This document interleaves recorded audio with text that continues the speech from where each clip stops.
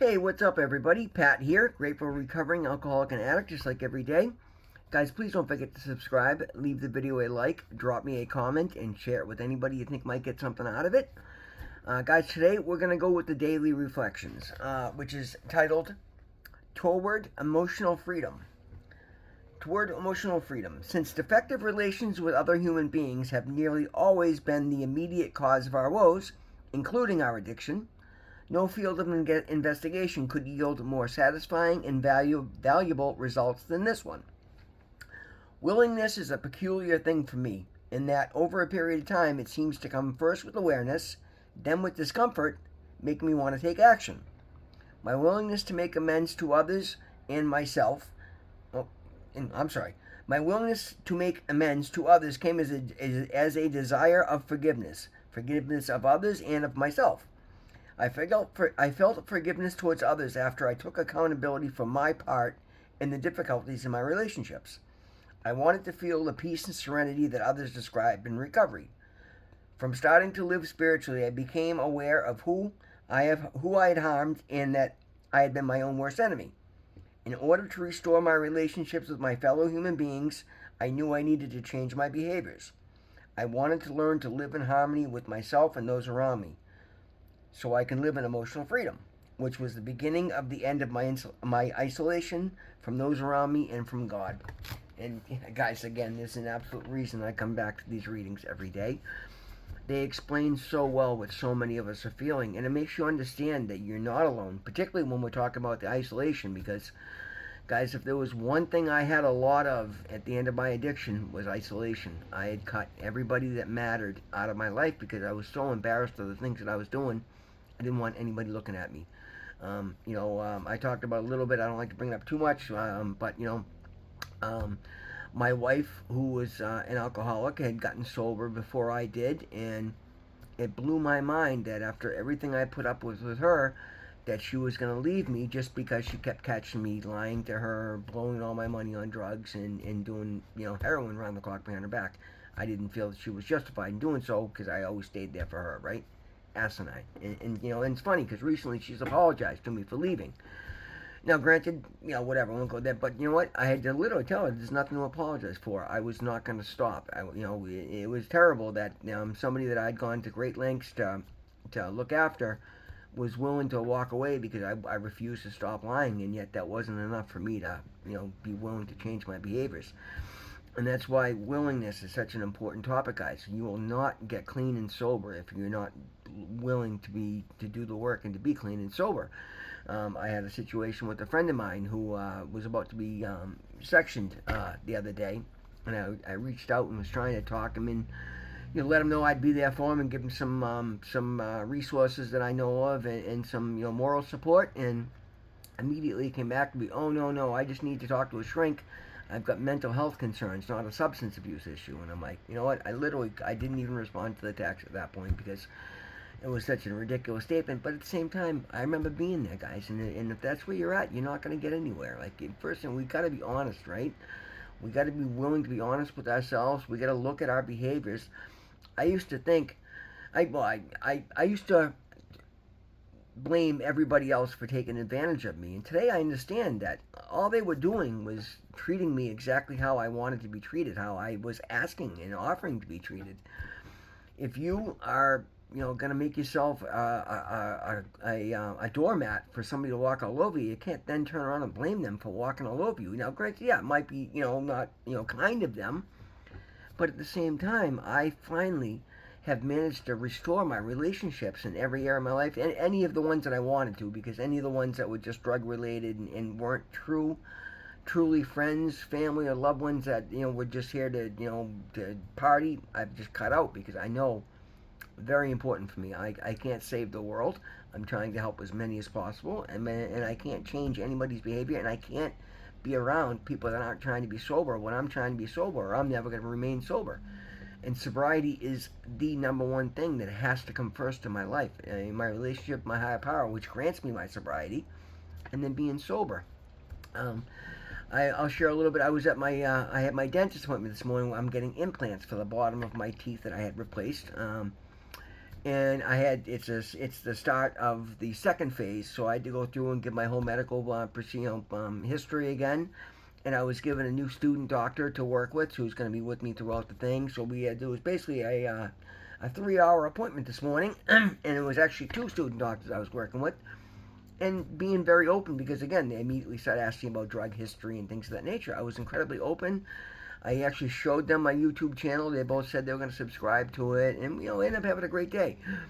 But it was really eye opening and a reminder of some of the beauty of how far I've come and how lucky I am. And the biggest part of that is, guys, I'm willing to do the work. I want to be sober. I chase my recovery as hard as I used to chase the drugs, and I know how cliche that sounds, but it's God's honest truth today. And I'll give you another. It's about finding balance. It's about doing the right thing. Halfway through my dentist appointment, which is typically an hour long, but this one ended up going 3. They always schedule for 3 hours just in case. And I'm doing a bigger job, actually the biggest job my company's done yet. And the landlord had told me I had the third floor apartment. The first floor and second floor are occupied, and I'm working around the people that are there. And I was told that I had the third floor apartment unoccupied until after Thursday afternoon. So I buttoned up things yesterday and left. I didn't put all the door hardware back on. I didn't finish. I hadn't finished sanding, so I didn't clean up the whole mess. Because again, the apartment's supposed to be vacant through the end of the day tomorrow. Well, halfway through my dentist appointment this morning, I got a call from the landlord, and he's like, "Pat, I'm freaking out. They moved in this morning to the third floor." And I'm like, "Dennis, what happened?" "Oh, I told you the 20th. I said, "Dennis, you told me I had to after Thursday." I said, "But let's not argue." I said, "We got people there. It's an emergency. As soon as I got out of my dentist, I was heading there anyway. I will go over and button everything up." And, didn't get into a pissing contest. I mean, he's a good guy, and, mistake was made, right? And he had actually asked me to work all weekend, and I had another job, so I wasn't available to be there when I thought I was going to be able to be there. But again, I was still working within the parameters I was given, and he very quickly hit me back with 2 texts apologizing, realizing that he did make a mistake. He was off a day, and that it wasn't my fault. And "I'm so sorry. You think by now I could read a calendar?" I said, "Dennis, don't worry about it. Mistakes made." I said, "Just I know I would be there already, but I have an appointment that I'm at right now, and the minute I leave here, please let the tenants know I will be over there, and I will make everything livable for them." Now, I've still got work to go back and do the next couple of days, but I shot over there as soon as I got out of my dentist, and I cleaned up the one room that I was patched. It was actually a window between a bedroom and a hallway. Weird, but they wanted that blocked off, so I drywalled over that, so I finished sanding that, vacuumed everything up, Swiffer wet and dry, mopped everything, cleaned that room up, and then I put all the door hardware, and I replaced all the doors, so I had to hang all the hardware on it. Then I had to re-drill the new catches for the door locks, and install the strike plates and everything. And I got it all done. And of course, the new tenants went through and picked out a laundry list of other things they want done, which is just more work for me. I walked them through it. One of the tenants who moved in, literally him and his girlfriend just flew over from India, got off the plane from India this morning, and this is their first day in America. And I was very very kind, welcoming of them, explained things. They didn't know how to do a lot of the things in the apartment, so I took the time to go over with them and see, guys, and made everything smooth. The guy ended up coming out and sharing some homemade Indian snacks with me, and just felt very, very welcome. And that's the thing, guys. That's what comes with willingness. That's what happens when you strive to be the best version of yourself that ever has, and not always trying to be right. I was completely in the right, and I made sure that I wasn't being blamed. And I made sure that I very kindly explained what I was told to him and why I left. And I'm just in the matter of just letting him know why I left things. Had I known somebody was moving in, I would have stayed as long as it took last night to button everything up so nobody was walking into an apartment like that. And he was great about it. He's like, "No, Pat, wasn't your fault. My mistake. I was just freaking out." I said, "No, I get it. And I'm happy that's what I'm here for. I'll be happy to go over and take care of it." And I called him again as I was leaving today to let him know where I was at, and everybody's happy, everything's covered, everything's working, everything's secured. And then I'd be back first thing in the morning. And the guy was very, very appreciative. And these are the reasons why my business is expanding the way that it is today, because I no longer feel the need to be right.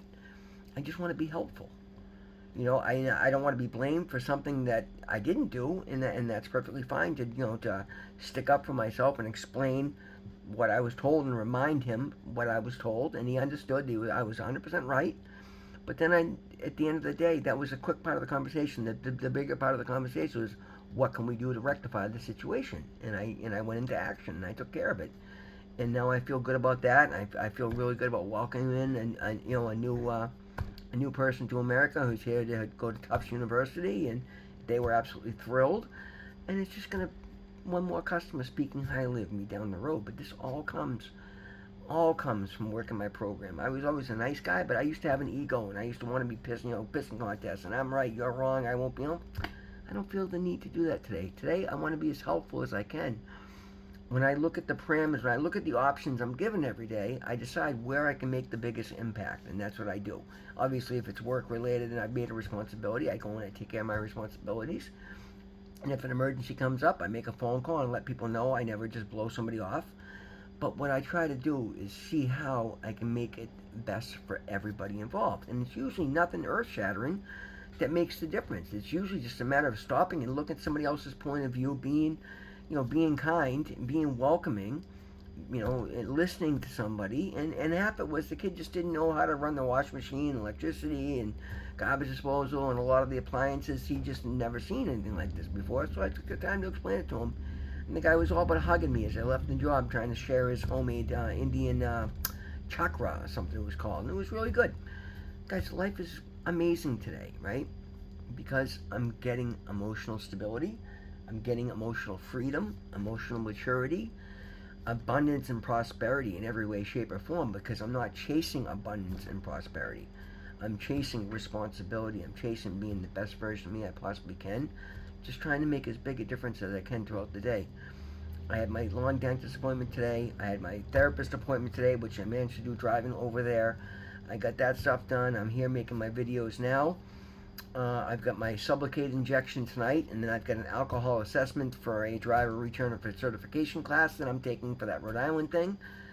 And I'm able to balance all those things, where in the past, if I had that much to do, I'd be completely sideways, freaking out by now, and trying to figure, I can't get it all done, and you get into analysis paralysis. It doesn't have to be the way, guys. It just starts by chasing emotional freedom and finding your way there. But you got to start early on. Take accountability for your actions, because you can't change your actions if you don't think you have control of them. You can't change your relationships if you don't think your part of it didn't exist. If you didn't think you had some part in wronging it, you can't expect the whole world to come around and bend to your will. You got to show people that you're willing to bend to meet them in the middle. And then more often than not, they're going to bend to meet you in the middle, and everything's going to work out fine. Guys, it's not any earth-shattering decisions that you need to make, but what you need to do is you need to consistently look outside of yourself. And again, for myself, prayer and meditation are the easiest, fastest ways for me to get there.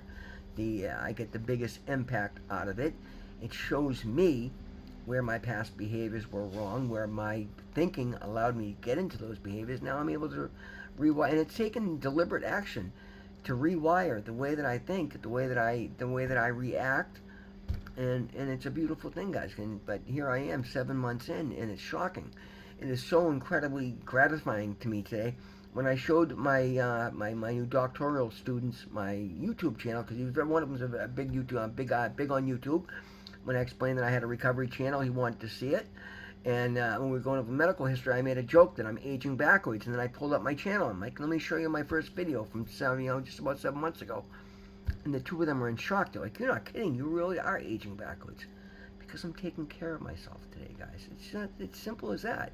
But it starts with emotional freedom, emotional maturity, emotional responsibility, finding a relationship with your higher power, fixing the relationship you have with yourself. And if you do those things, everything else will fall into place. And yes, as you have any issues, you're always going to want to work on them. But you're going to find if you focus on your side of the street, the other side of the street's going to clean up and meet you halfway, meet you somewhere in the middle. Guys, that's the lesson for today. Thank you so much. Always remember, God loves you. I love you. Thank you so much. We'll see you in the next one.